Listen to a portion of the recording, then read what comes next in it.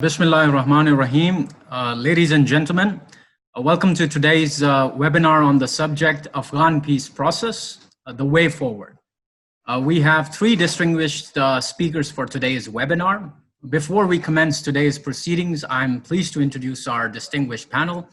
Our first speaker is Ambassador Riaz Mohammad Khan. Ambassador Riaz is Pakistan's former Foreign Secretary. He has also served as Pakistan's ambassador to China, European Union, Luxembourg, Kazakhstan, and Kyrgyzstan. Ambassador Riaz is also the author of books Afghanistan and Pakistan, Conflict, Extremism, and Resistance to Modernity, Untying the Afghan Knot, Negotiating Soviet Withdrawal. Ambassador Riaz Mohammad Khan will speak on the topic, Intra-Afghan Peace Negotiations, Prospects, and Challenges. Our second speaker is Ambassador Ashraf Jehangir Qazi. Ambassador Qazi has served as Pakistan's High Commissioner to India. Ambassador Qazi was also Pakistan's ambassador to the United States, China, Russia, former East Germany, and Syria. He has also served as head of the UN mission in Iraq and as a special representative of UN Secretary General in Sudan. Ambassador Ashraf Jehangir Qazi will speak on the topic post-US withdrawal engagement with Afghanistan, likely scenarios. Our third speaker is Ambassador Rustam Shah Mohammad. He is the former Chief Secretary of Khyber Pakhtunkhwa and the Federal Secretary Interior. Ambassador Rustam Shah Mohammad has also served as Pakistan's ambassador to Afghanistan. He has also served as a consultant to United Nations High Commissioner for Refugees and to Pakistan-Afghanistan Peace Commission from 2007 to 2015. He's also on board of directors of different think tanks. Ambassador Rustam Shah Mohammad will speak on the topic, role of regional powers in Afghan peace process, the way forward. I now request Acting President IPRI, Brigadier Rashid Wali Janjua, for the welcome address. Thank you.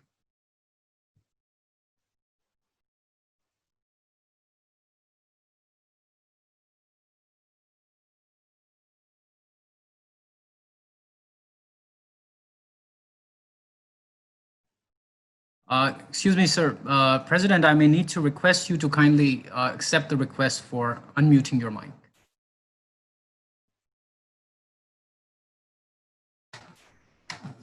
Okay, is it okay? Yes, sir. Bismillahirrahmanirrahim. I welcome all the distinguished panelists on this seminar on Afghan peace process, the way forward. We are indeed very fortunate to have amongst all the practitioners who've been dealing with this issue, and we will certainly profit by their insights and their suggestions on how to take this Afghan peace process forward. Afghanistan has been engulfed in war and conflict for more than 3 decades, leading to perpetual destruction of the state's socio-political and economic structures. In addition to this long-drawn power struggle between the Taliban, the Afghan government, and the United States, coupled with the mushroom growth of other militant outfits such as Daesh and growth of Al-Qaeda operatives, has further complicated the security milieu of the country. As the Afghan leaders and the international community navigate through current troubled waters, there are reasons to be optimistic. While the agreement reached between the Taliban and the United States has yet to be fully implemented in spirit, there has been an incremental prisoner exchange between the Taliban and the Afghan government. And according to some reports, there has been 80% drop in violence till last week's Eid. Furthermore, after 8 months of political infighting between Ashraf Ghani and Abdullah, both have reached an agreement according to which the latter will have no formal role in the government, but will have the authority to appoint 50% of the cabinet.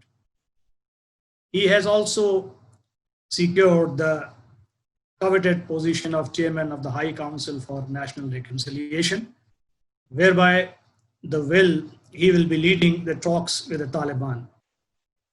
But will both Ashraf Ghani and Abdullah be able to let go of their personal political differences and build a genuine partnership is yet to be seen. Withdrawal of US troops and the NATO troops The state, they will leave Afghanistan, and the future modus operandi of the US and its allies with Afghanistan is another cause of concern and uncertainty.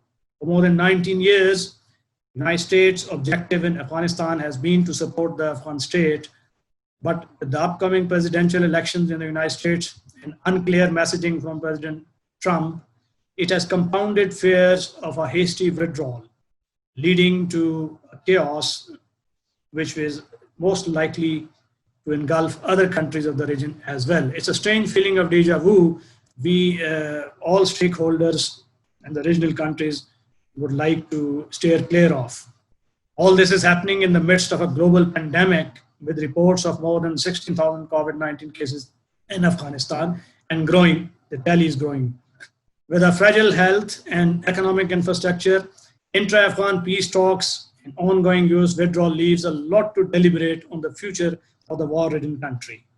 To be able to shed light on the evolving situation in Afghanistan and the fallout it may have on the region, especially Pakistan, Islamabad Policy Research Institute has organized a webinar today. And without much ado, I would not like to stay any further between the panelists and the viewers. So it's over to Ambassador Riaz Mohammad Khan, sir. We would like to hear from you. Thank you. Bismillah ar-Rahman ar-Rahim. Thank you very much, Brigadier Rashid Sahib. I have been asked that I should speak about intra-Afghan peace negotiations, prospects and challenges.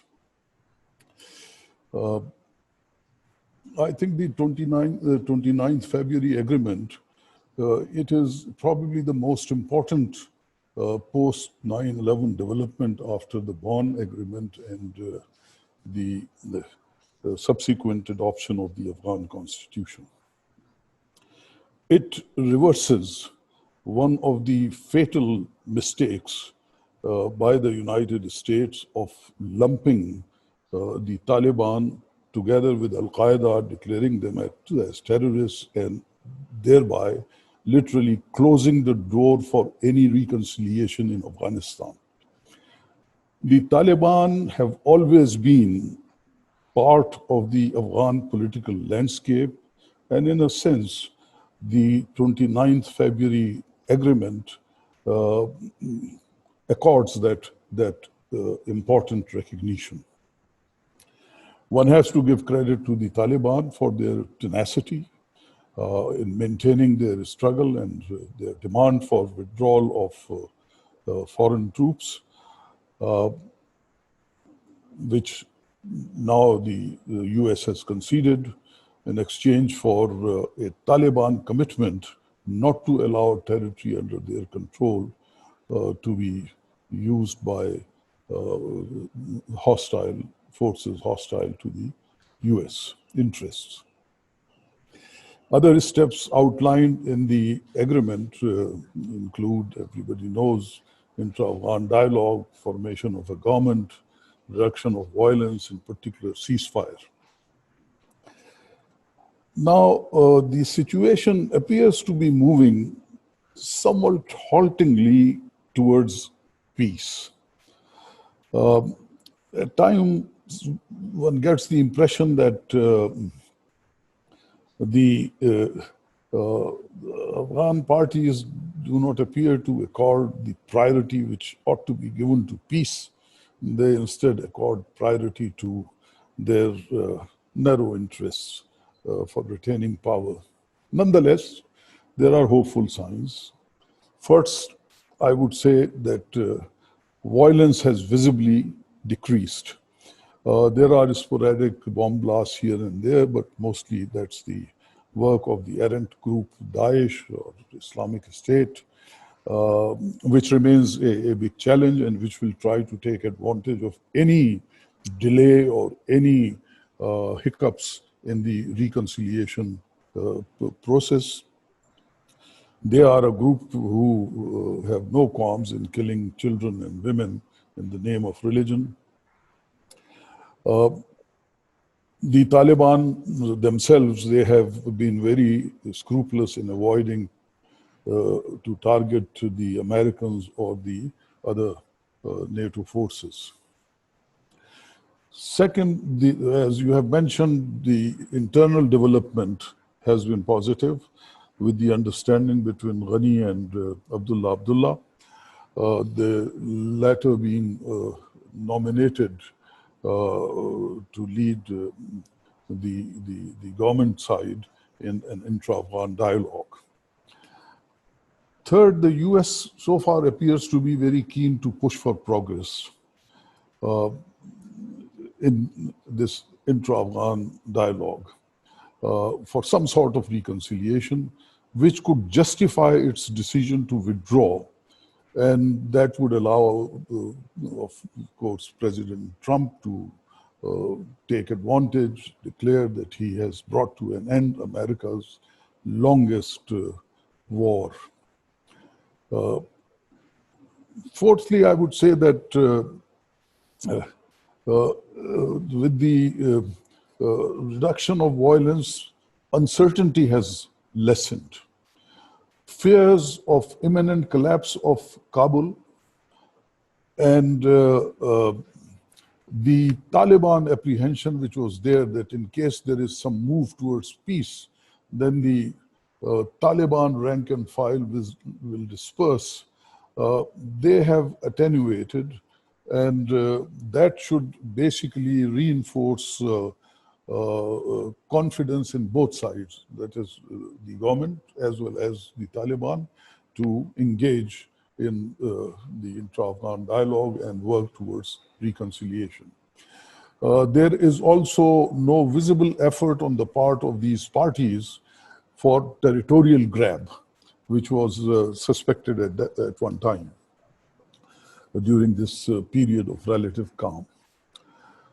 Next, I would say that the Taliban have toned down their ideological rhetoric, and that is most visible in the change in their position on gender issues. There is, of course, the question of enforcement of Sharia and then return to the Islamic emirate, but we will have to see whether the Taliban continue with some kind of rigid interpretation of their position, or they show pragmatism. After all, the new leadership or part of the leadership, like Mullah Brother or Tayyib Agha or Stanikzai, they are people who have traveled the world, they have now seen the world, and they are no longer the product of very narrow circumstances which the earlier leadership was in the early 1990s. Next, I would say that the fears that the external spoilers, particularly India, will muddy the waters. Well, partly all these outside players, they are preoccupied with the corona pandemic, but they do not seem to be creating issues and creating problems. The rhetoric against the Taliban has softened. Much of it owes to the fact that the United States has reached out to the Taliban and has now an agreement with them. It appears that finally a degree of war fatigue is coming into play. If it is so, then it's a healthy development. The Afghan people appears to show it, this fatigue.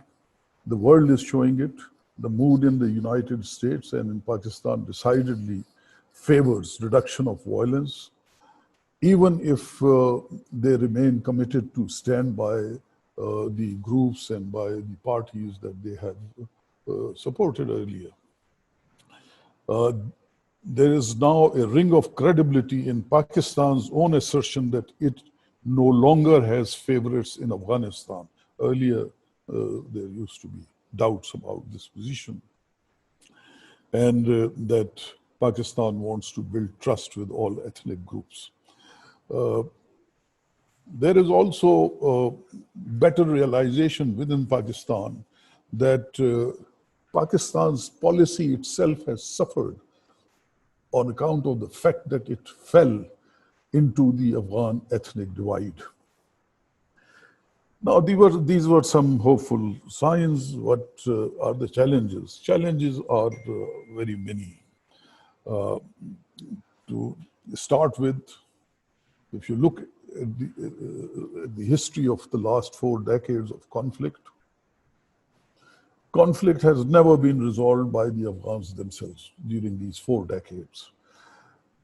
The nature of conflict changed because the emergence of new powerful groups such as the Taliban, or by outside intervention such as in 2001. This time, will the Afghans defy this history? We have yet to see.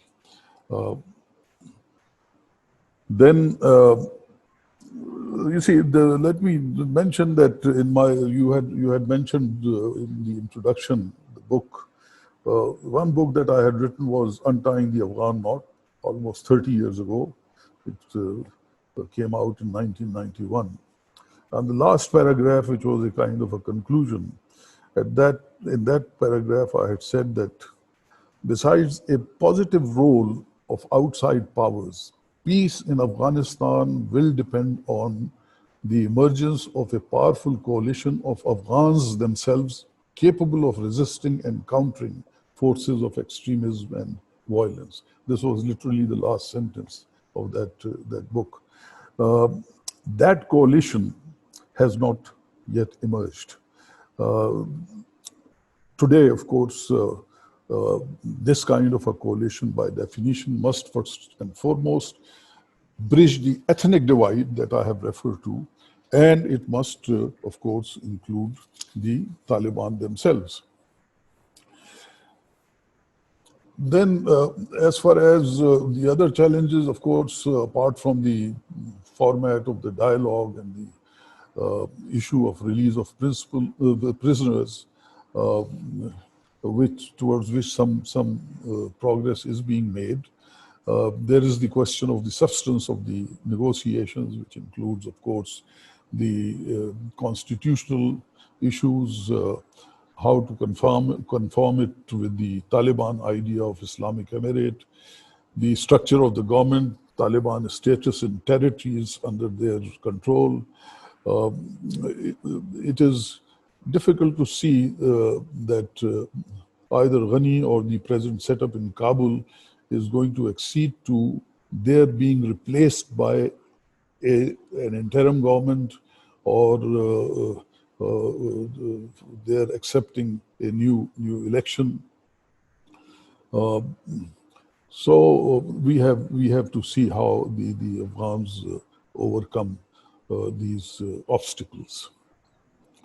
For any constitutional changes and for bringing about a structural change in the government, the Taliban will need allies and very deft political skills. They have shown some political skills, no doubt, in negotiating with the Americans, but we have to see how they work with their own countrymen, the other parties.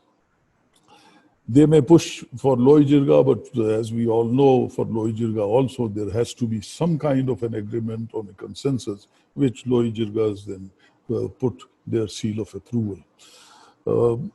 Another model is that of Gulbuddin Hikmatyar, but Gulbuddin Hikmatyar reconciled only when he had lost militarily. He agreed to work within the political metrics in Kabul. The Taliban would, of course, demand a much better position than that. The Taliban will have to be accommodated by the others in areas of their control. I would say similar to the way influence of warlords dominating various regions of Afghanistan has been accommodated. The best hope is that all factions will accord de facto legitimacy to ground realities. A unitary form of government is not feasible under the present circumstances. The Taliban should retain, should be allowed to consolidate their control in areas of their influence. Kabul could have a weak but high-profile arrangement similar to the arrangement that the agreement had produced with Taliban participation and corresponding attenuation of the Afghan National Army and intelligence, their hold over the city. That has to also weaken. These needed adjustments, they literally are like a minefield, but still they can be navigated.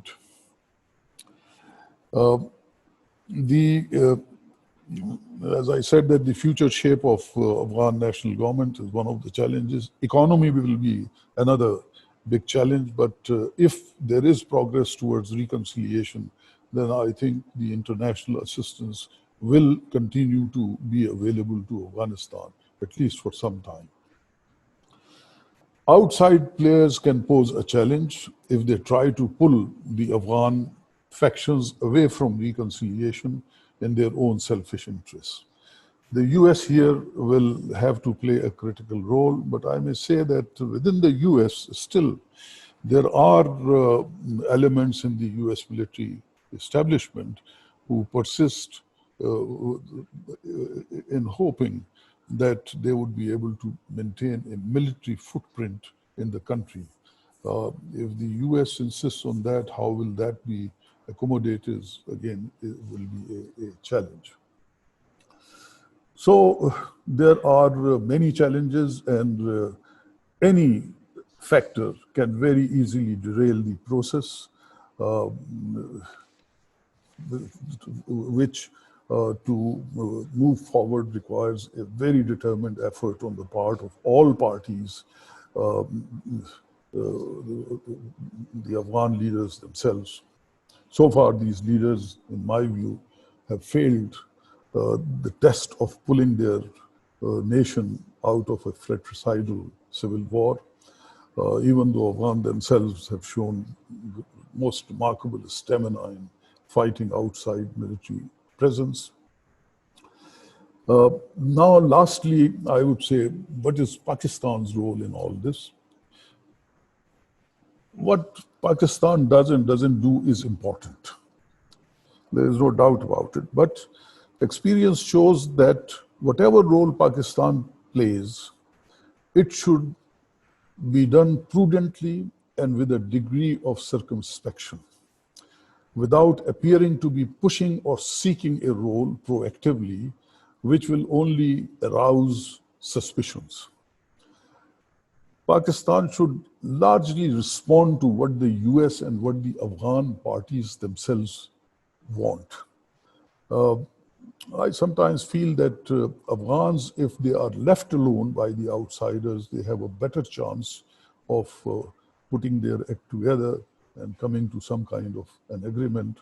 One of the personal experiences I had was in 1992, when the Tanzimat, they were left alone, but under a lot of pressure to come to some kind of agreement, and they did. Here, of course, I would like to welcome the appointment of Ambassador Mohammad Sadiq. He's a good friend, and we had worked together in Brussels and at the ministry. I have the highest regard for his competence. His contacts in Kabul, developed during his stay as ambassador, are incomparable. He will provide, I'm sure, very sound advice to our civil and also military leadership. I wish him success, because in his success lies our best interest. We need peace in Afghanistan, first and foremost, for the equanimity of our own society. Secondly, we want to see that the Afghan territory is not used by elements hostile to Pakistan, such as RAW, the Indian operators, etc. Apart from these two factors, peace will bring economic benefits to the region, but I may caution that it is not going to be a path to any El Dorado. We sometimes have very exaggerated notions about what will happen if there is peace, and sometimes that a great economic benefit will flow. There will be, peace will generate some significant economic activity, but as we know that the Afghan markets are limited, the Central Asian markets are already saturated, everybody is there. When talking about economy, I think Pakistan will have to address the Afghan desire for a land route for trade with India. At present, any gesture of this kind to India is not feasible. But down the road, Pakistan may examine this matter in the context of helping peace and stability in Afghanistan, in the context of reinforcing Afghan interest in trade through Pakistan, routes to Central Asia, and it might also create a stake in the stability of the region, an Indian stake in the stability of the region. I would like to say that, as I said, that the Afghan market is limited, and transit trade with India is not going to dislodge the advantage of proximity that Pakistan enjoys. Nothing can really offset that. Lastly, I would say that Pakistan must shed its fears, such as are often underpinned in talks about a two-front situation and quest for a strategic depth. In its policy towards Afghanistan, Pakistan must proceed with a certain confidence. Nothing can offset the advantage of shared geography and history, population overlap, and unique people-to-people interaction, which is almost a daily phenomena between the two countries. Thank you very much. These are my initial remarks. Thank you so much, sir. I may now request Ambassador Ashraf Jehangir Qazi to kindly commence his presentation. Thank you, sir.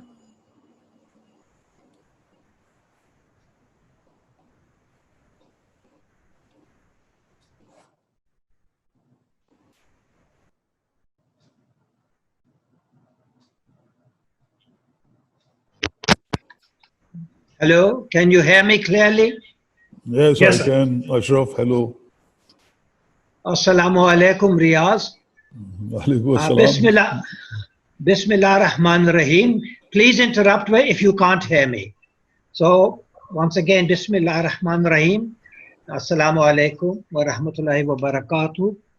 And first of all, thanks to IPRI for inviting me to join in this discussion. And I will immediately comment that my dear friend and colleague Riaz Muhammad Khan is always a very difficult act to follow. But I shall attempt it with a slightly broader and what might appear to be a relatively pessimistic analysis, which I actually do believe is actually more realistic and indeed optimistic than it might initially sound.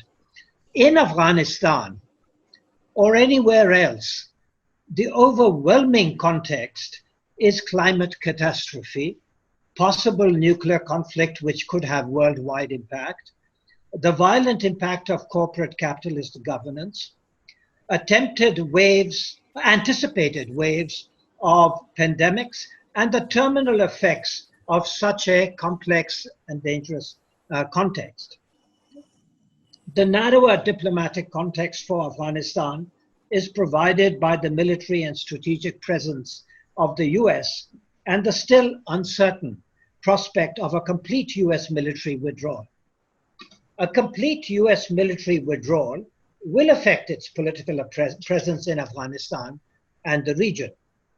The US will want a continuing political and economic presence, if only because of its Cold War with China. During the previous Cold War, the US sought to influence the periphery of the Soviet Union through regional alliances and an array of measures that would today be part of hybrid warfare. US soft power, essentially the appeal of its image, was as influential as its hard power, which comprised unmatched military power, cutting-edge technology, and global economic strength. US soft power has, in my view, been declining since the end of the Cold War with the Soviet Union. Since 9/11, and now under the dangerously degenerate Trump, who is the face of a pathologically evil political culture and a virulently diseased socioeconomic order, US soft power is fast disappearing. The US does not need military bases in other countries to project power. Nevertheless, it has 1,000 bases and facilities around the world. In order to deny as much of China's periphery to China as possible, the US needs politically and financially dependent elites ruling in China's neighborhood. Neither Afghanistan nor Pakistan will be an exception to the US national strategy to halt the rise of China. The US does not want conflict if it can derail China's progress towards effective global parity. But this may already be a bridge too far, in which case serious conflict with China becomes a serious possibility and therefore a serious US priority. Accordingly, serious US pressure on Pakistan to distance itself from China will mount. Hence the importance of India, despite its recent reversals, as a regional influential for the US with regard to stabilizing a pro-US order in Afghanistan and the region, piling the pressure on a recalcitrant Pakistan, and obstructing China's BRI and CPEC projects. However, India's great power aspirations are stymied by China's emerging cooperation with other SAARC countries, especially Pakistan. Nevertheless, an even more anti-China India remains the best option for the US to counter Chinese influence in Central Asia and South Asia and the adjoining Indian Ocean region. Moreover, Russia and Pakistan are considered by some to be potential weak links in China's counter strategy towards US global and Indian regional hegemony. Russia's weakness is the relatively narrow base of its economy, its latent fear of China, and its traditional cooperation with India. Pakistan's weakness is its inability to exit the soft state syndrome, which renders it both a vulnerable target and an unstable and therefore unreliable ally. Pakistan's ruling elite interests and its national interests are seldom aligned. This fact is on daily display and is especially evident during national crises. As a result, East Pakistan was lost, Kashmir is in danger of being lost, essential Afghan goodwill is forfeited, and good economic and political governance is impossible. Moreover, no lessons are learned. According to one study, Pakistan ranks 148th among countries with regard to handling the COVID-19 crisis, far behind India and Bangladesh. It is the third or fourth most dangerous COVID-19 country. The government cannot get the people to follow even basic life-saving SOPs. As a result, the WHO has given quite a critical assessment of Pakistan, and some estimates, local estimates, Pakistani estimates, put the possible figure of cases at over 1 million by the end of August. The moving balance between saving lives and boosting the economy of so-called smart lockdowns is decided by the business and trading classes rather than the friendless and unorganized bottom half of the population, which, to my mind, is pure class warfare. This is because in Pakistan, elite agendas and interests always prevail over human development and nation building. Elites never pay a price for the resulting national disasters. The people do. The US will work on these national weaknesses to disrupt Pakistan's cooperation with China. Accordingly, China will not close the door on India despite significantly increased tension between them in recent days. Moreover, China and India share Muslim problems, while Kashmir and Xinjiang are not legally comparable. They raise comparable political concerns in Delhi and Beijing. Accordingly, Pakistan's Kashmir policy needs to be systematically coordinated with China's broader strategy. China does not want Pakistan to spring unwelcome surprises, especially as it is a key component of its response to the Indo-US challenge. Unless Pakistan develops a national transformation capability to deal with its multiple challenges at home and abroad, it cannot sustain itself as a strategic partner for China. Nor will it be able to play a stabilizing role in Afghanistan with the support of the Afghan people. Most educated Afghans, Pashtun and non-Pashtun alike, wonder why Pakistan wants the Taliban to rule or dominate Afghanistan when it would never entertain that prospect for itself in Pakistan. The Taliban also remember how Pakistan turned on them after 9/11 and facilitated the US invasion of Afghanistan and their removal from government after being the only country that recognized their government. Neither Kabul nor the Taliban trust Pakistan today, despite its active Afghan diplomacy. That is why the problem of India in Afghanistan for Pakistan will not be resolved even if the Taliban regain power in Kabul. Climate catastrophe, moreover, is rendering conventional strategic thinking obsolete. Only a Green New Deal, GND, offers a context for successful diplomacy and national security.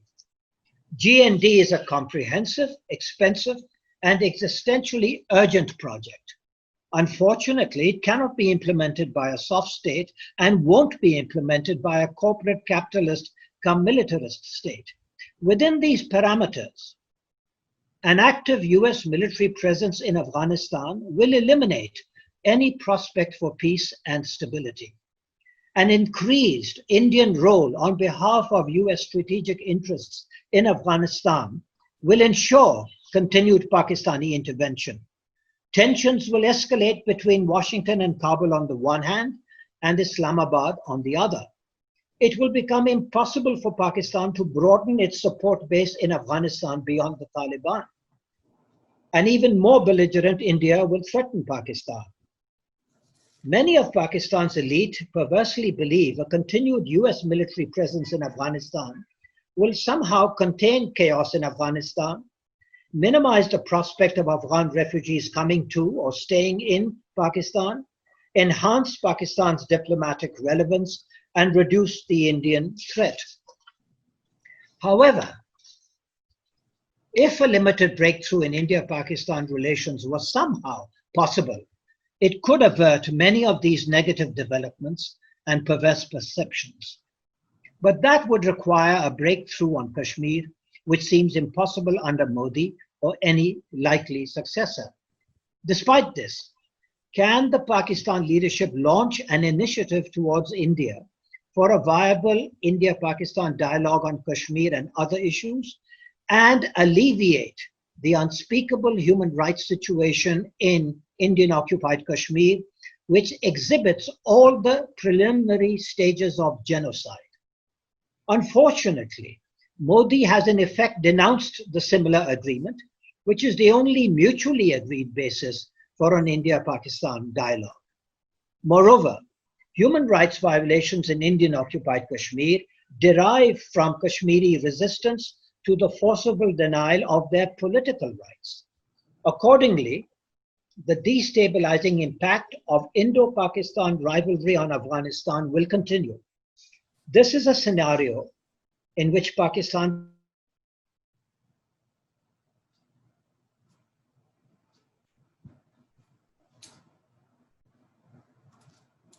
cannot win without transforming itself. But as a soft state, it cannot. I'm just a couple of minutes more. Please continue, sir. We had lost you for a fraction of a second. I'm sorry. Please continue, sir. Okay. How much have you lost? The point of it would be lost altogether if you haven't heard me.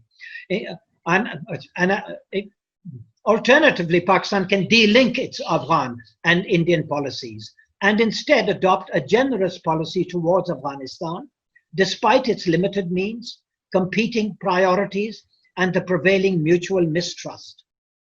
If Pakistan can summon the policy imagination and political will, it could regain Afghan goodwill and nullify Indian efforts to keep the two countries apart. Mutually agreed political cooperation, border management, refugee repatriation, transit trade, investment and joint development, water sharing, cultural exchanges, etc., would need to be massively prioritized, upgraded, and resourced. CPEC could even become KPEC, including Afghanistan. Pakistan, however, will need to develop an independent economic viability, which again, despite all the expert talk, is beyond the will of soft states. This is due to massive and deeply entrenched structures of corruption and formidable unrepresentative power centers that usurp the functions of political institutions. The national interest has long been defined against the people's interests. Accordingly, feasible alternative policies are ruled out, and Pakistan is denied credible Afghan and Kashmir policies. Without good governance, there can be no successful diplomacy except damage control.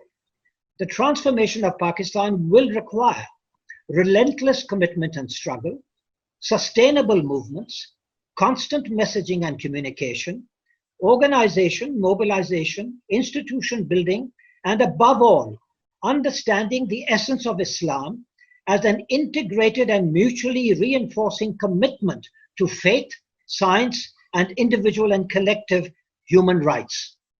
Governments in Pakistan will not attempt any of this. They represent power structures, not the people who elect them.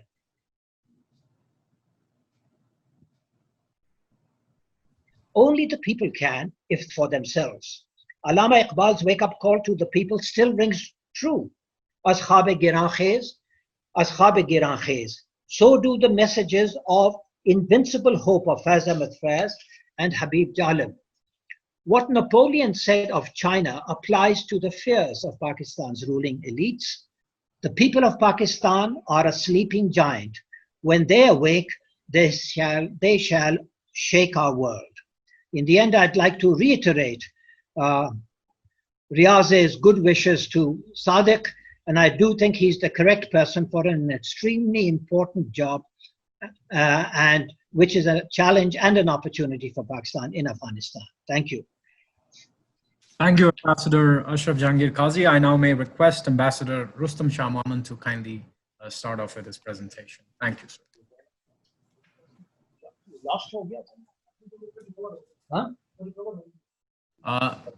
Ambassador Rustam, could you please approve my request to unmute your mic? Thank you, sir.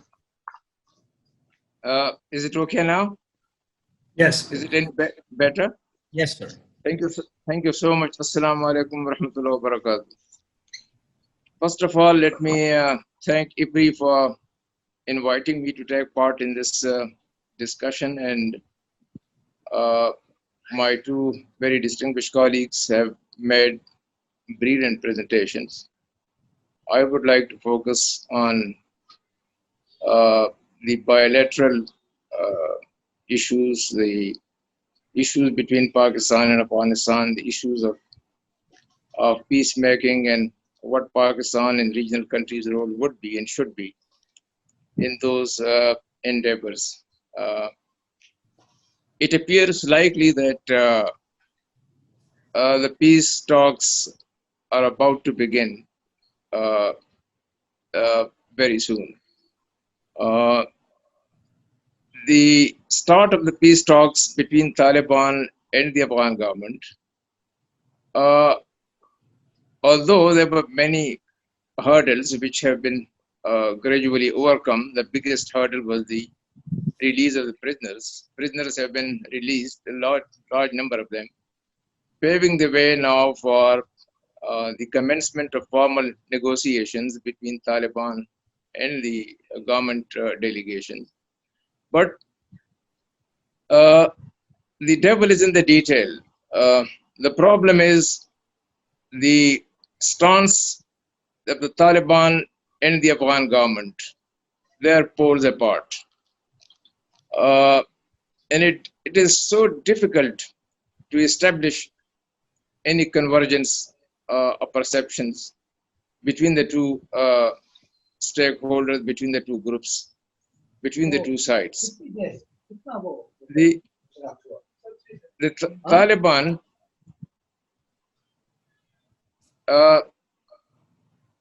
Taliban believe that they have been removed from power in 2001 by the military invasion of the United States of America, and that position has to be restored. This is their basic principled stance. The other side believe that there is a country, there is an elected government, there is an elected parliament, and the Taliban are welcome to join and become mainstream in the democratic process.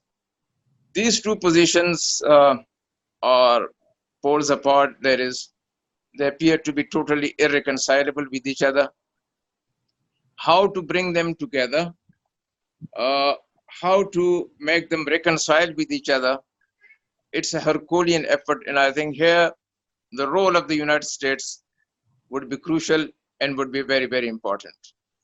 The reason is Ashraf Ghani's government, though it is an elected government, it lacks legitimacy on many fronts. Number one, Ghani secured less than 1 million votes in a population of 35 million.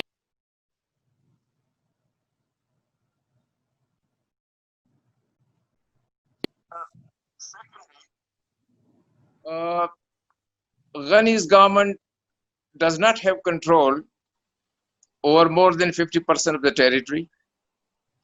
Then it is so awfully dependent on American and NATO assistance, both.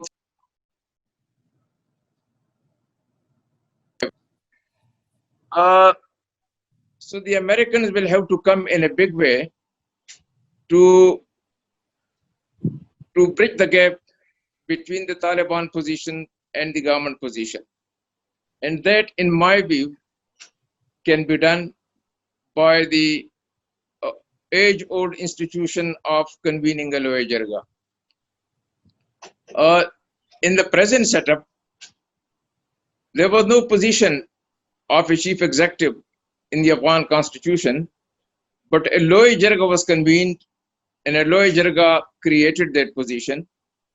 Now the Loya Jirga will have to create, in my view, an interim multi-ethnic broad-based government that would be headed by the Taliban, but that would include all other ethnic factions, other political factions. This will not be easy to achieve because the Afghan government would not like to be dismantled. The Afghan government still believes that it is a legitimate government and it derives legitimacy from the mandate of the people of Afghanistan. That, as I said, is right in theory, but in practice that is disputed, that is questionable because of a host of factors. This is the dilemma now facing the Americans, and this is the dilemma facing the Afghans as a whole and the Taliban as well as the delegation of the Kabul government, which is going to participate in the discussions. I think that the Taliban will have to relax, that have show flexibility on a lot of issues.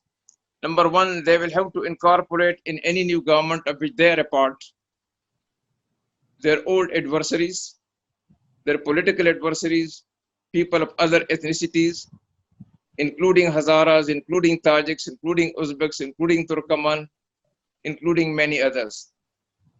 They will have to announce a general amnesty for the crimes that people may have committed in the past in order to create a conducive atmosphere in the country for peace to be sustained and for peace to be established.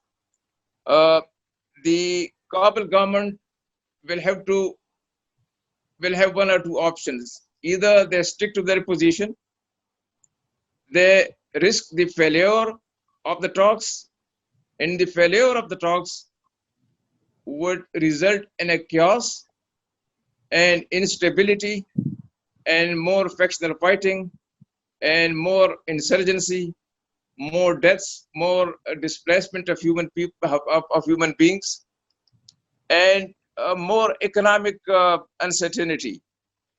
I think that will have inevitably its impact on the regional countries, including Pakistan.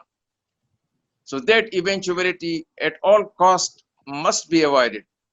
Rather than being led by partisan vested interests, they should have, under pressure from America, they should have in view the larger national interest of Afghanistan, and those interests would demand that the unity and stability of Afghanistan is more sacrosanct than the constitution or the parliament or the elected government. They are also sacrosanct, but the unity and integrity of Afghanistan is more important, more crucial, more sacrosanct.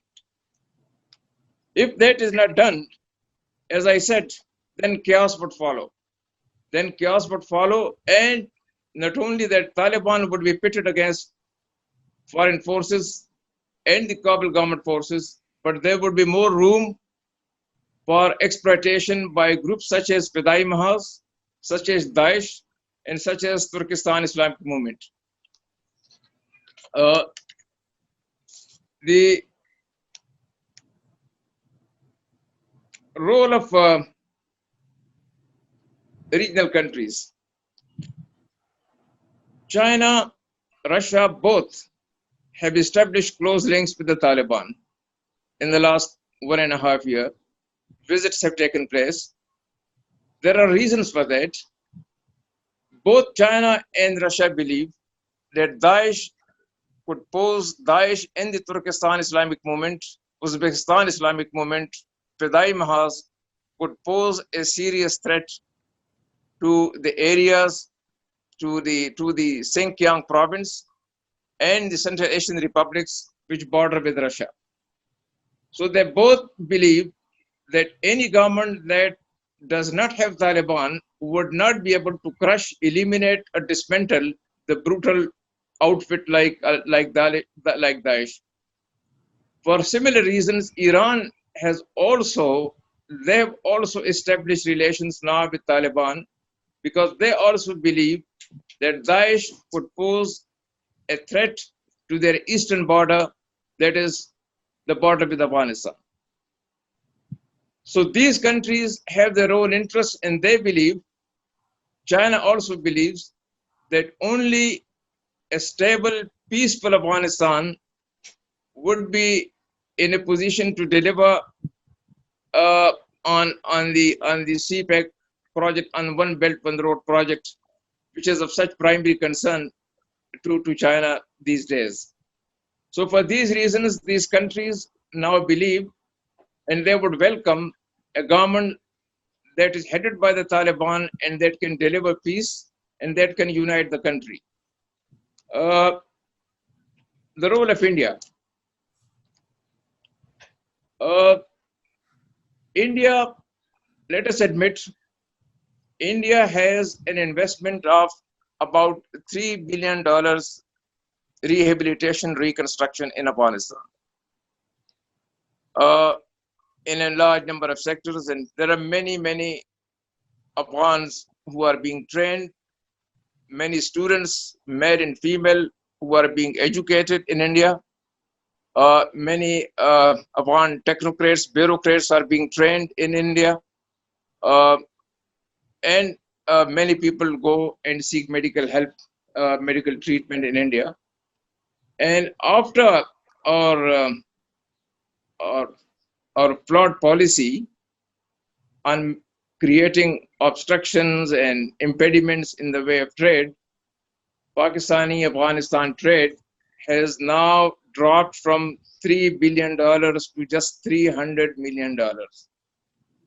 And the trade is now taking place via Chabahar route, and India is benefiting, Iran is benefiting, Afghanistan is benefiting. The only loser again is Pakistan. Pakistan should not have created impediments and obstacles in its trade with Afghanistan via Karachi or via Gawada. The Torkham and Chaman routes could have been better managed, but that was not done. And as a result, as I said, now the trade that was about $3 billion 2 years ago, 3 years ago, is now about $300 to $400 million. That's a net loss, and I think that Pakistan is going to suffer. People are going to suffer on account of this loss of trade with Afghanistan. Then there is an obsession with the role of India. Let me tell you that it is Pakistan's right to demand that Afghan soil would not be allowed to be used against Pakistan covertly or overtly, directly or indirectly. Pakistan must demand this, and Afghanistan has to concede this. We will not allow Afghan territory to be used against Pakistan in any form, in any shape. But having said that, Afghanistan is an independent sovereign country. It needs help. India is providing help. India needs the hydrocarbon resources of Central Asia. India needs to trade with Afghanistan and Central Asia. And there should be nothing wrong with India expanding its ties, commercial ties, economic ties, political ties with Afghanistan. That I think we must try to understand. This obsession creates problems for us in Afghanistan, because Afghans believe that Pakistan has been dictating to Afghanistan in the formulation of its foreign policy. As one of my very distinguished predecessors in this conference stated, that Pakistan is not liked in Afghanistan for a host of reasons. Now let me also refer to the other issues that we have. The border fencing has generated enormous hostility in Afghanistan. It has cost Pakistan $1 billion, and millions of dollars would be required to maintain this wall and the deployment that we will need to guard this against any possible incursion of terrorists. Now, those are there was no terrorism 15 years ago, 20 years ago, and people used to come and go and cross into each other's territory without any passports or visas, and there were no problems. Instead of dealing with those problems, we have now resorted to this huge project of fencing the border. Now, what does fencing mean? It means separating, bifurcating the tribes. Trade has been disrupted. Commerce has been disrupted. Cultural relations have been disrupted. There are people who own lands on the other side living on this side, and vice versa. Those people can't visit their properties and their crops. What is going to happen to them? And was it worth it? We are digging trenches with our border with Iran. India is an eternal enemy. So in the 21st century, so we are having these strained relations with, with three principal neighbors. What is going to happen to Pakistan? Then, of course, there are problems of visas and passports, which have become so difficult now for Afghans to get visiting Pakistan. There are still 1.4 million registered Afghan refugees and about 1 million other non-registered Afghan refugees. So they need to go from time to time to their own country and people need to come to visit them. That is no longer possible. That is also creating bitterness, hostility, hatred against Pakistan on a very alarming scale. And the reservoir of goodwill is fast now eroding because of our flawed policies again.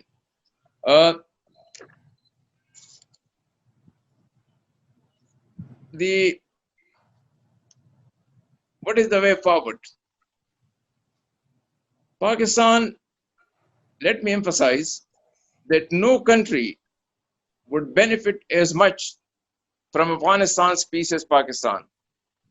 And no country would suffer as much from Afghanistan's instability as Pakistan. So other countries may have stakes, other countries may have concern, Pakistan has stakes in Afghan peace. But this impression of supporting one group or the other, one faction or the other, one leader or the other must be removed. That is for the Afghans. We should not get it. There was a time when we were supporting Professor Abani. There was a time when Hikmatyar was our darling. There was a time when Taliban became our favorites. And then there was a time when we became a party to the dismantling, destruction of that very Taliban government, the most pro-Pakistan government in Afghanistan history.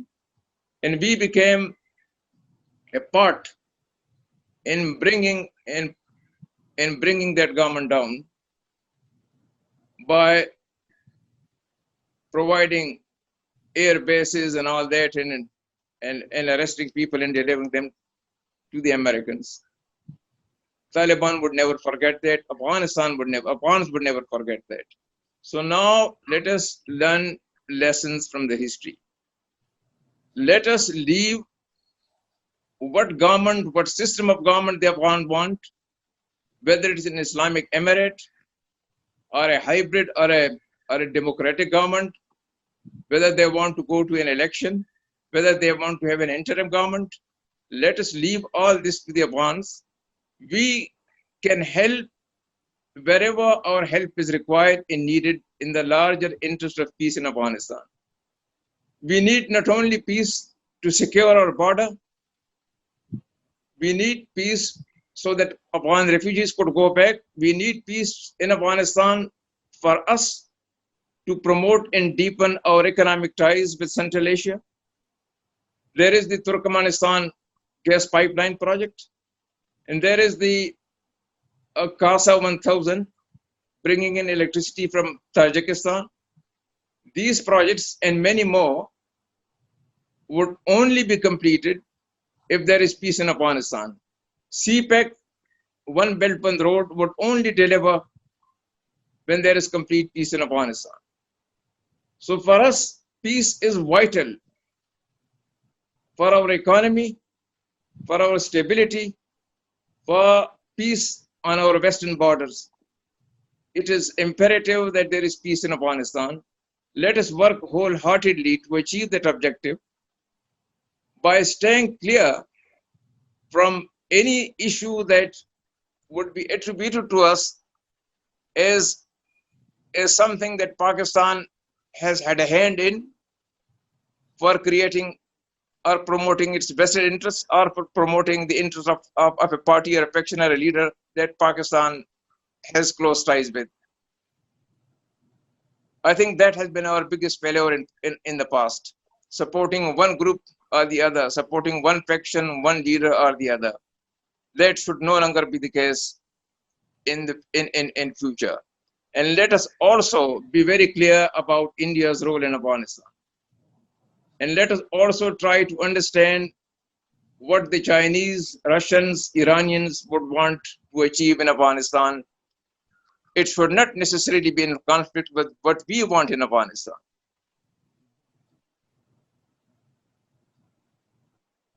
As I said before, and let me repeat, and this is the last point that I'm going to make, that peace in Afghanistan is indispensable for a host of reasons. Afghanistan is currently in a terrible shape. 40 to 45,000 people are leaving Afghanistan unauthorizedly each month. 45% is the unemployment rate. 70% of Afghans need psychological treatment for traumatic disorders,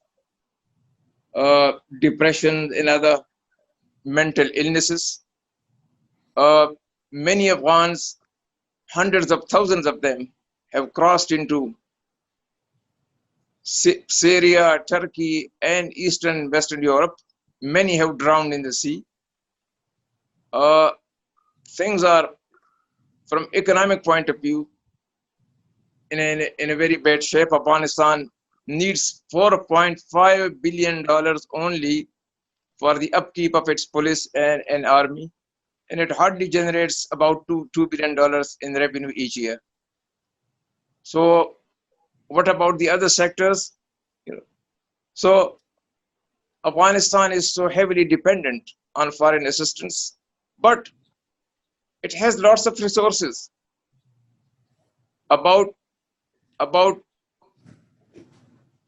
According to surveys, Afghanistan sits on mineral reserves worth more than $1.5 trillion. If only peace were to return, it will create conditions for this.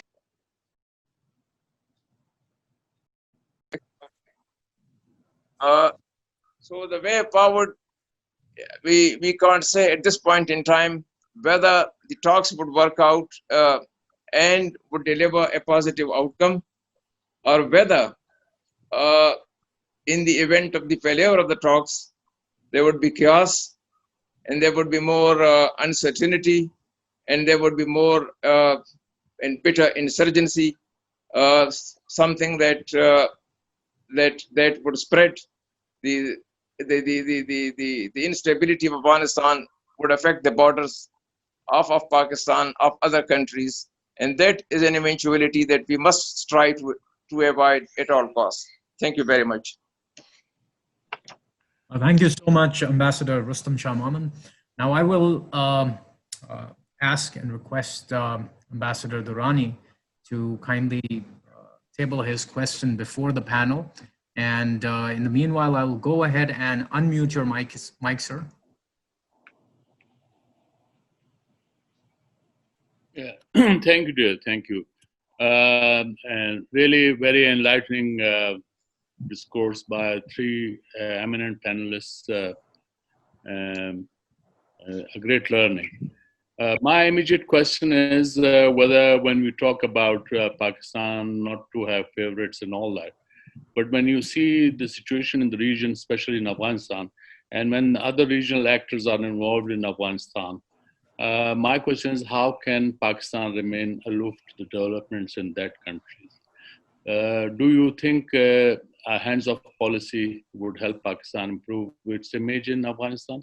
This question is for either of the panelists. Thank you.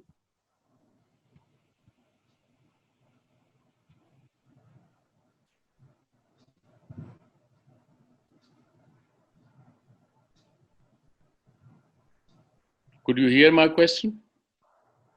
Yeah, I did hear the question. Would you like me to respond to that? Sorry, it would be a pleasure.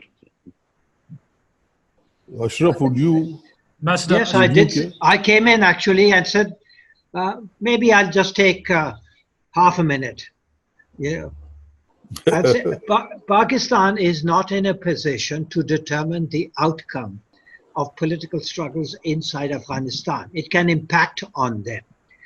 we must see how the Taliban are viewed in Afghanistan, not only in terms of majority and minority, but in terms of the relatively progressive segment of the population, which is likely to sort of influence Afghanistan over the future to a greater extent than traditional thinking.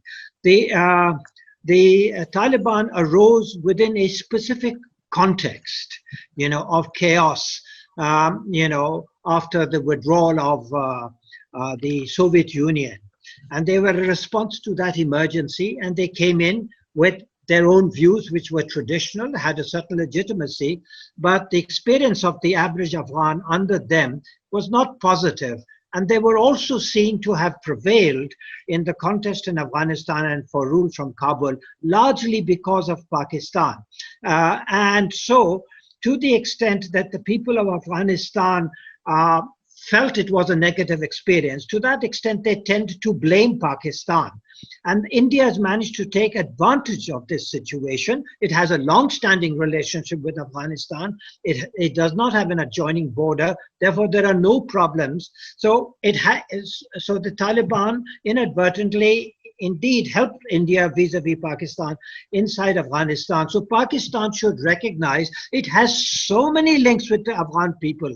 It has a natural diplomatic, cultural, historical, religious leverage with the Afghan people. It doesn't need to back favorites who are then regarded as Pakistan's only friend. As Rustam Shah said, sometimes the Taliban, it was Gulbuddin, who was the only friend of Pakistan, then the Taliban were the only friend of Pakistan, and this seems to be a perception that emanates in a certain quarter in Pakistan. It is not the general perception in the provinces that border Afghanistan, that these people are. Who come from those western provinces of Pakistan bordering Afghanistan look upon all Afghans as being deeply associated, connected. Some of them speak exactly the same language. Some of them may speak a different language, Farsi, Turki, etc. But the Pashtun have connections, tribal connections. So to try and support one group is to forsake your leverage in Afghanistan with the entire Afghan people. And they ask questions. And I think it's been, as Rustam Shah has pointed out, an extraordinarily unwise policy. And we are paying for it now. Very active diplomacy with regard to the peace talks and very little influence with the Afghan people. Thank you. Thank you. Thank you. I think Ashraf has said it all. Basically, any policy where we are identified with one group will be an extremely flawed policy. And this is the experience of 40 years. Now, if we do not learn from the experience of 40 years, then God may help us. Thank you, sir. Thank you, sir. Very varied comments. Thank you. Now, I may like to request Brigadier Rashid Wali Janjua to kindly ask his question as well. Right, sir. My question is from Ambassador Ashraf Jehangir Qazi. Sir, do you think the CPAC's success, is it acceptable to United States of America? If not, would it not like to keep the pot boiling in Afghanistan through India? So I would like your assessment on that. Yes. Once again, I have to ask, can I be heard clearly? Sir. Is my voice coming through clearly? Quite clearly, sir. All right. Now, we know very well, America has asked us several times to distance ourselves from China. Even they're visiting the lady, Deputy Assistant State, Alice Wells. Alice Wells, yes. She's come here on more than one occasion, trying to make the case against CPEC, and suggesting Pakistan is getting the raw end of the deal with China, and that China is not quite as sincere towards Pakistan as many Pakistanis believe. Of course, her arguments have not found acceptance within Pakistan, but America's effort continues, and America reiterates this effort.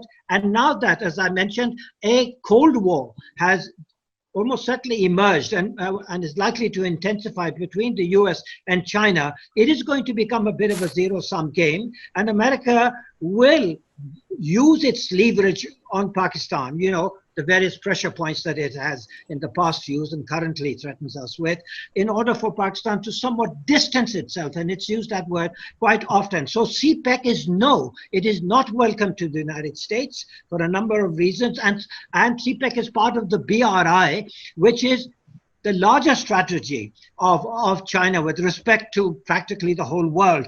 And both India and the US are opposed to both. So naturally, they do not look favorably upon Pakistan being a partner of China in the CASA region, you know, Central Asia, South Asia region, and including, I mean, you know, CPEC, etc. Thank you, sir.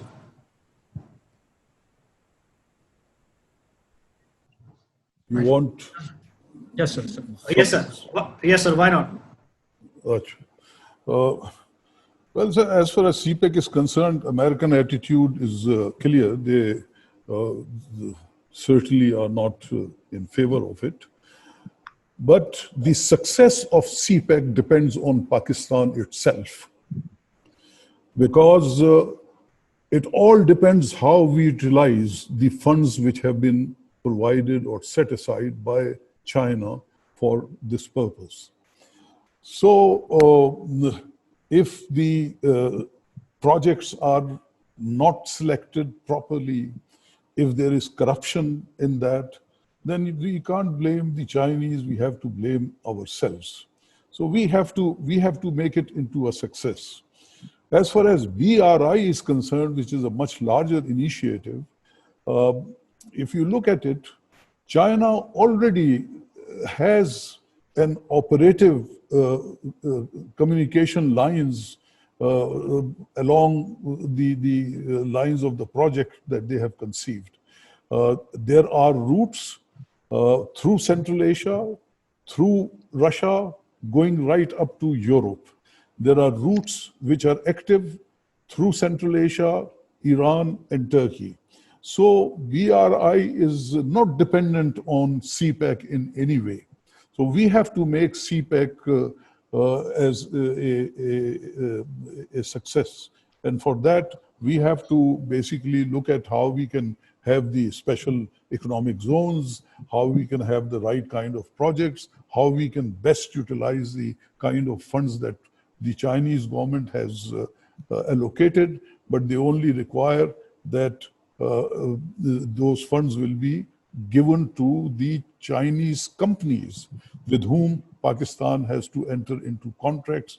And one hopes that those contracts and those projects are very sound. The other part is that CPEC will become more vibrant if there is peace in Afghanistan. There is no gainsaying about it.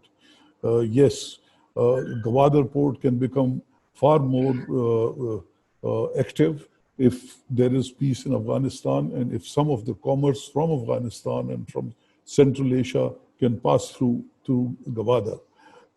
Apart from that, much of CPEC lies through main body of Pakistan, and there we have to see how we can attract Chinese companies, if not other countries, but at least companies from China, to invest in those special economic zones. But that is quite a challenge. The special economic zones where they have succeeded, like in China, you have to study them. For example, the Chinese government made every effort to facilitate the incoming foreign companies in their special economic zones. In Pakistan, we don't see that kind of effort. Thank you. Thanks. Thank you so much, sir. Now I have a question from Mr. Mohammad Nawaz Khan. His question is basically regarding Iran's foreign policy in Afghanistan. So he's basically asked as though, with respect to their policy towards Taliban, is it being done so in order to negate any kind of influence to United States and to also neutralize the threat of ISIS? And he's also asked whether this policy is in continuation to the larger competition that is being played out in Middle East, also with respect to Saudi Arabia. So these are a couple of questions that have been asked by Mr. Mohammad Nawaz. So if anyone from the panel would like to answer this question, thank you.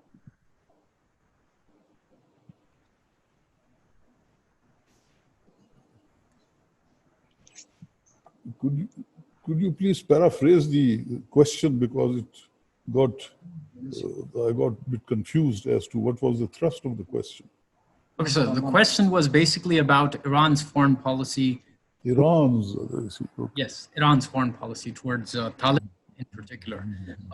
What are the motivators behind it? Is it being done to contain the threat of ISIS and also to simultaneously negate any kind of area of influence to United States as well? The second part was whether larger Middle East competition is also one of the motivators which is pushing Iran's foreign policy in Afghanistan. Look, I would say that Iran has a natural interest and a natural influence in Afghanistan, almost similar to Pakistan's natural interest and natural influence in Afghanistan. For example, the Persian-speaking population of Afghanistan is closer to Iran. The Hazaras are closer to Iran, Tajiks. So those influences will stay. We should not proceed from a point of suspicion against this country or that country. If we want to really have a new approach towards Afghanistan, we have to shed some of our own obsessions, as Rustam Shah Sahab had said, and some of our own suspicions. We have to basically reset this relationship on positive considerations and the strengths that we naturally enjoy, rather than worrying about Iran. Iran has too much on its own plate to create further problems in Afghanistan. They are engaged west of Iran very deeply. So I don't think that we should be, thinking about what is Iran up to, and for that matter, even what is India up to. And I fully agree with what Rustam Shah Sahab had said, that Afghanistan has the right to have whatever kind of relationship it wants to have with other countries, including with India. We have to only see to it that that relationship is not at the cost of our relationship with Afghanistan. It should not be damaging our interests. So the kind of activity which we think RAW is doing, we have to basically attend to that. And the Afghans will surely be receptive to our point of view. But apart from that, the economic relationship between India and Afghanistan, we cannot really object to that. In the same way, Iran, if they have economic activity and economic presence in Afghanistan, we should basically welcome it as a factor of stability in Afghanistan rather than as a factor that we should be worried about. Thank you. Can I add a sentence? Also. Yeah, it is ironic when the United States attacked Afghanistan to remove the Taliban government and attacked Iraq to remove Saddam Hussein. Iran was the real beneficiary of these policies, and they actually, maybe tongue-in-cheek, thanked America for removing the two enemies, very strong enemies of Iran, Taliban in Afghanistan and Saddam Hussein in Iraq, and said that this can be the basis of a new chapter of mutual understanding and all. But America has a very fundamental problem with Iran, that Iran refuses to become a surrogate or a satellite of the United States in the Middle East. It has its independent policy. You may agree with it or disagree with it, but any objective analysis will show that Iran has not committed aggression against any of these countries. It's been attacked, and so the United States now looks upon China on the global level as its major rival, and at the regional level, it sees Iran as its major rival and all. So Pakistan would be required, as far as America is concerned, to do a double distancing from A, China, B, Iran, in order to earn the full trust of America, which would then result in the reward of being second best to India, because America has a strategic relationship with India, which it will never grant Pakistan, because India is a rival of Pakistan. So we can only have very good bilateral relations with America, which would be a great asset, and we should never underestimate the importance of it. But no matter what you do to oblige America vis-a-vis Iran or vis-a-vis China, it will always prefer India to Pakistan. We need to have this in the back of our mind. As far as Iran is concerned, Iran's independence of policy, whether we agree or disagree with the policy, is something that upsets America deeply. Let me just add one sentence here. I think in our policy, we have to make it clear to the United States and whoever we want to deal with that we do not look at our foreign relations as a zero-sum game. We want to have good relations with the United States, but at the same time, it doesn't have to be at the cost of our relationship with Iran or with China. They are on their own. And I think we should insist on this kind of approach in our policy. Correct. Thank you, Ambassador Ashraf, Jehangir, Qazi, and Ambassador Riaz Mohammad. Now, I have another question from Mr. Khalid Chandio, who's a research fellow over here at Policy Research Institute. This question is for Ambassador Rustam Shah.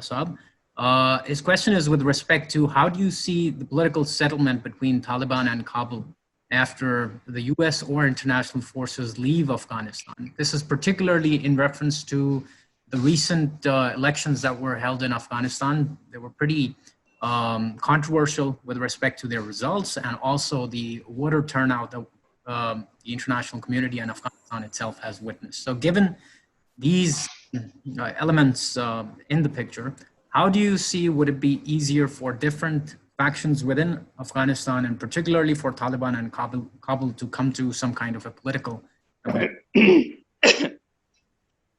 Now, firstly, I think it is clear now that President Trump wants to withdraw the troops, or a large number of them, before the November election, so that he could present this as a signal achievement to the American electorate for having ended America's very, very long war.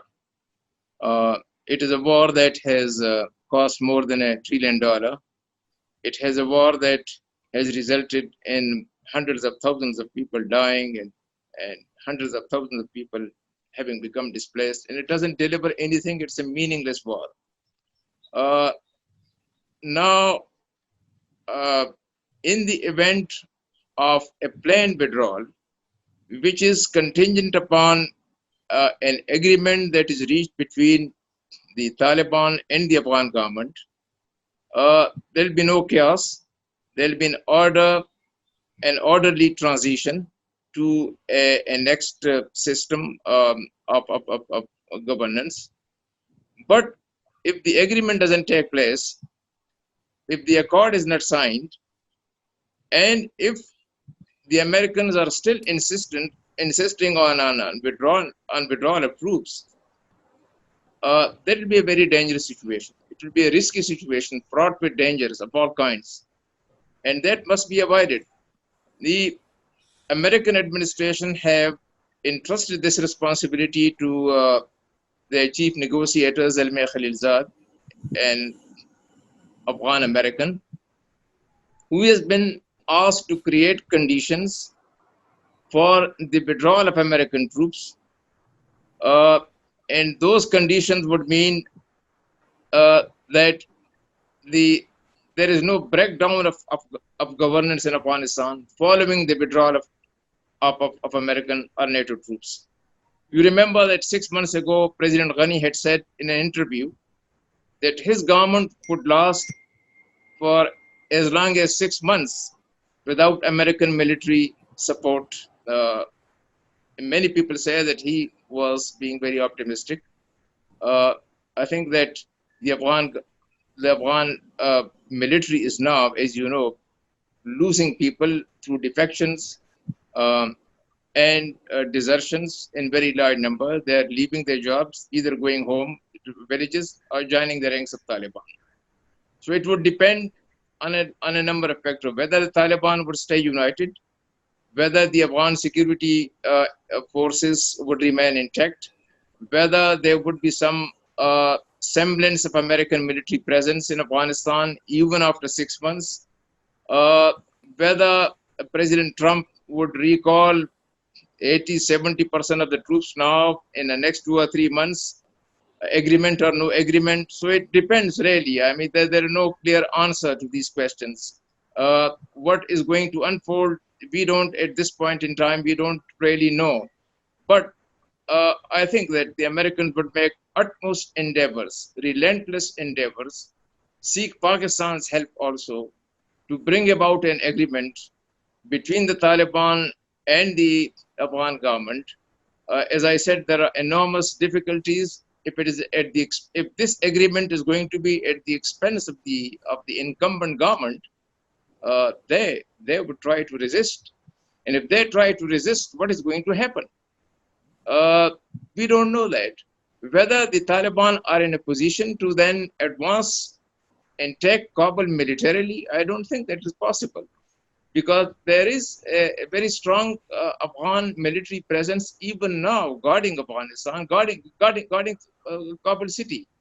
So the Taliban capturing power, entering Kabul, advancing on Kabul, and taking control by force, I think is a very, very distant possibility.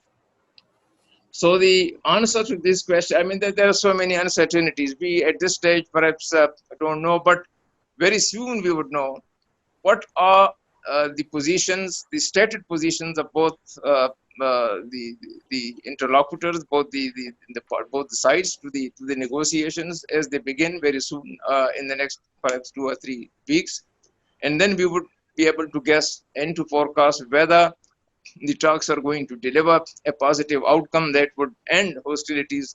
Let me tell you one thing, that Afghans of all shades, of all ethnicities, of all political affiliations are sick and fed up of this unending war.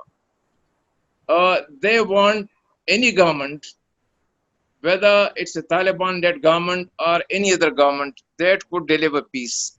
And they would wholeheartedly support that arrangement. Because as I said, they are sick and fed up of a war that just doesn't seem to be ending anytime soon. And I think that goes in favor of the reconciliation endeavors that are currently underway. Thank you, Ambassador Saab. I have another follow-up question for you, and that is with respect to the ongoing border fencing along the Pakistan-Afghan border. The motivators of which are basically to control and curb the ongoing smuggling and the illegal access of refugees or migrants coming into Pakistan. How do you see is it detrimental to Pakistan's interest? I think it's harmful. It's certainly detrimental, but it doesn't really pose a major challenge. The border is now being watched by thousands of troops deployed along the border. The Frontier Corps, the Army, they're deployed from one end to the other. And I think the possibility of goods coming into Pakistan would not be very big.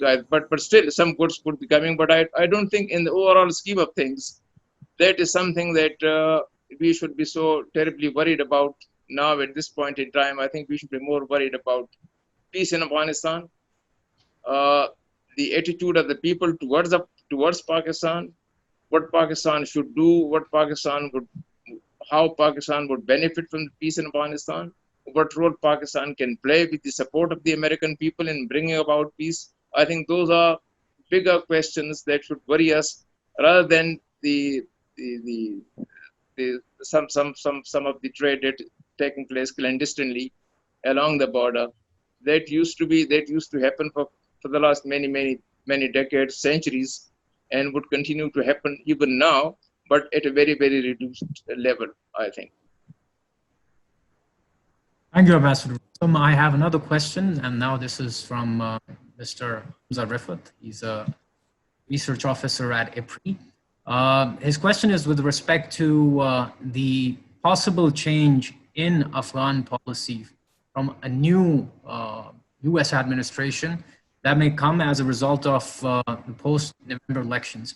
Do you think that the policy would be changing if there's a new administration in place after the November elections? Thank you. The question is to Ambassador Ashraf Jehangir Qazi. Yeah, all right. I think that all of us may want to respond, so I'll try and be very brief. If there is a new government in Washington after the elections and Joe Biden becomes the president, then in America, a lot of people view a Biden administration as, in some measure, a continuation of the Obama administration. Now, under Obama, there was a lot of talk of peace, but in fact, there was an escalation of fighting, use of drones, and indeed, there was an exacerbation of Bush's policies there. Now, the circumstances are different. Can Biden become a peacemaker? Can he become, he'll have to develop bipartisan support in the United States. And there's a lot of skepticism about his abilities. I think there is almost a complete consensus that he would be a massive improvement upon the present administration.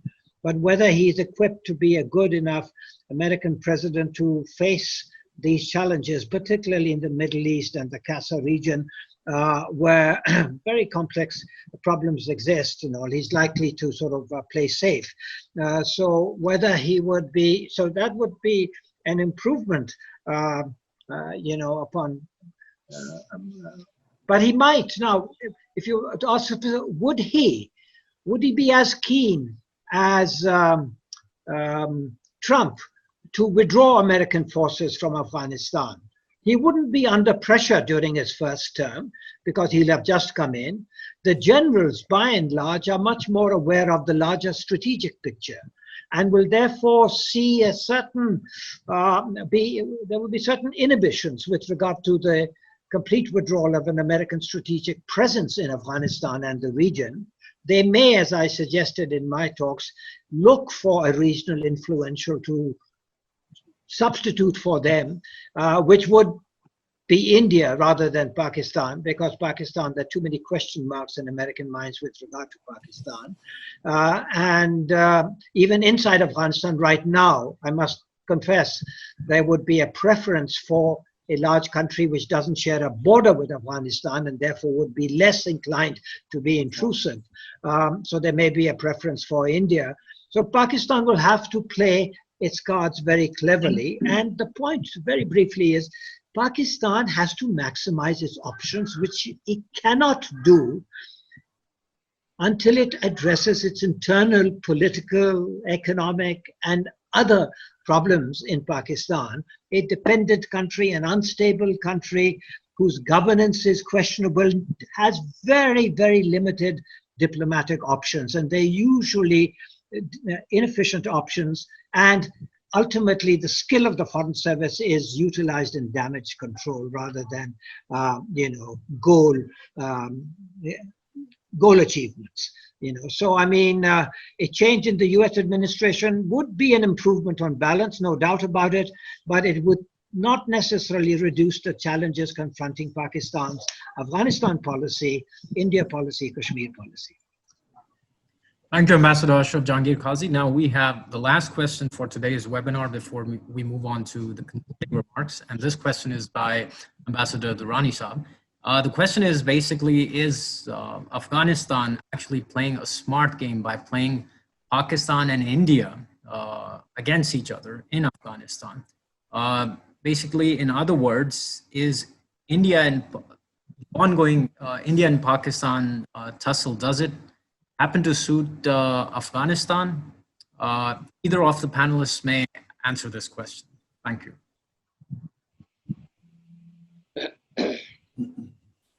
Well, do you want me to answer? Yes, sir, please. Okay. I think again, we seem to be rather preoccupied with this question of people playing games in Afghanistan. I hope that we and others also somehow can pull ourselves out of this kind of psyche. As far as India is concerned, if India comes to Afghanistan with its troops, which I feel that India is not going to do, because I think there are many smart people in India to understand what has happened during the last 40 years or so, that they would not probably commit that kind of mistake. So, but if they do that, then surely it will raise hackles in Islamabad and Rawalpindi, and I am quite sure that situation will move towards adversity. India's role for the economic development of Afghanistan, that is something that I think everybody has said we cannot really object to. So that role is there. The Afghans are not really in a position to play games. They have not been able to put their act together. So this is a big challenge. This moment is a big challenge for them. And that is why I say that whether they will be able to defy the history of the last 40 years when they have not been able to pull the country out of this devastating and fratricidal civil war, will they be able to do it now? One can only hope. The circumstances, they point to positive direction. There are also challenges which I think we have all spoken about. One thing that is very clear is that the Afghans are tired of the war. Pakistanis are also tired of the war. And the Americans are also tired of the war. We may talk about the American military establishment wanting to have a footprint in Afghanistan, but as far as the American public is concerned, they are not in favor of continuation of their presence or certainly continuation of the war. So let's not proceed from these kinds of premises that what kind of games are going to be played. I think this is a throwback from the so-called great game, which had been concocted by of strategic depth and this and that. We have not been able to get out of the spell of those kinds of concepts.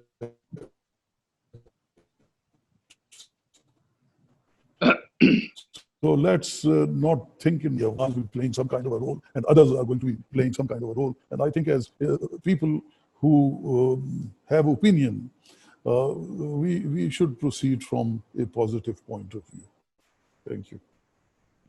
Can I make a brief statement? Sure, sir. Yeah, I entirely agree with Riaz, but I would just add that, it's very interesting to note that Afghanistan is actually exactly 200 years older than Pakistan, 1747, when the state of Afghanistan came into being. And then, and in this period from 1747 till now, despite the tensions inside Afghanistan, different peoples, different languages and conflicts, and the fact that its peoples have their own peoples across the border, in Central Asia, the Uzbeks and the Tajiks and the Turkmens and the Pashtun and then the Farsi Khan, all of them have their counterparts, as it were. And there's been constant external intervention in Afghanistan, despite it being a buffer state. There has never really been a secessionist movement in Afghanistan. And this is truly a remarkable achievement of the Afghan monarchy. We look upon monarchies as obsolete sort of phenomena. But in Afghanistan, by virtue of not being as active, just being there, and it sort of displayed a certain wisdom which kept Afghanistan together. And today now, the Uzbek Afghan feels more Afghan than he feels Uzbeki, despite his problems with the other ethnic groups, and similarly with the other groups in Afghanistan. This indeed is a remarkable achievement and needs to be studied in much greater depth. So I think Pakistan has all the positive leverage which geography and history and other religion have already given it. And as Riaz correctly says, we don't have to play zero-sum games. We are there. We should play games, but positive-sum games, in which the major beneficiaries are Afghans, and as Rustam has also said, the absolute independent right to be friends with anybody they choose to be. And on that base, we can maximize Pakistan's soft power inside Afghanistan, which has a real basis. But tragically, because we've not managed to provide good governance to our own people for various reasons, we are unable to formulate and implement a foreign policy that benefits Pakistan as a whole. We've been a very inefficient foreign policy, except in response and damage limitation. We need to be able to graduate from this phase to having a much more active, constructive and influential policy, which is non-zero sum. Thank you. Can I add just a sentence? I think the time of playing games was 50, 60 years ago, no more. Afghanistan has too much on its own platter. It's not going to play any games for the sake of deriving maximum benefit from Pakistan and India by making them fight. I think that's no longer an accepted assumption inside or outside Afghanistan. Let me also tell you that as far as ethnicity is concerned, every Tajik, every Turkmen, every Hazara, every Uzbek, and every Pashtun in Afghanistan is first an Afghan, and then a Tajik, then an Uzbek, then a Turkmen, then a Hazara, then a Pashtun.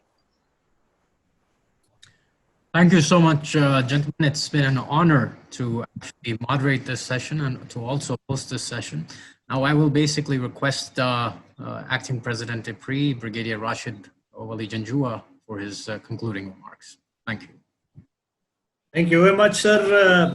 I'm really thankful to all the distinguished panelists who have enlightened us today. Afghanistan has been a victim of fortuitous concatenation of events that have led it into cul-de-sac kind of a situation. But the events of late are moving at a pace that offers some promise to us. The kettle has been on the boil for far too long, and I think finally the time has come to take it off and taste the concoction.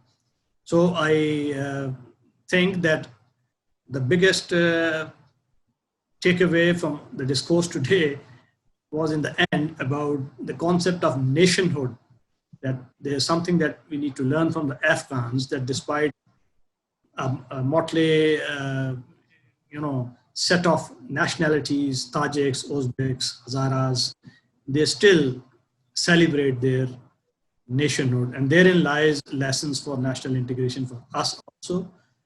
And maybe that also rubs off well on Pakistani concept of nationhood. So we look forward with a lot of optimism to solution to Afghan problem, and the post-United States engagement and the process is a continual effort on part of all stakeholders to steer a course which is independent, which is neutral, and which respects each other's sovereignty. I once again thank all the three eminent panelists for a very good discourse. Thank you, sir. Thank you, President. Thank you. I'd like to inform all the speakers and all the participants over here that the recordings of today's session will be available on YouTube, and all of you will be notified accordingly once we have the recordings available over these platforms. Thank you so much, everyone, and this brings us to the end of today's webinar. Allah Hafiz. Thank you. Khuda Hafiz. Thanks. Thank you so much. All right. Thank you. Thank you so much.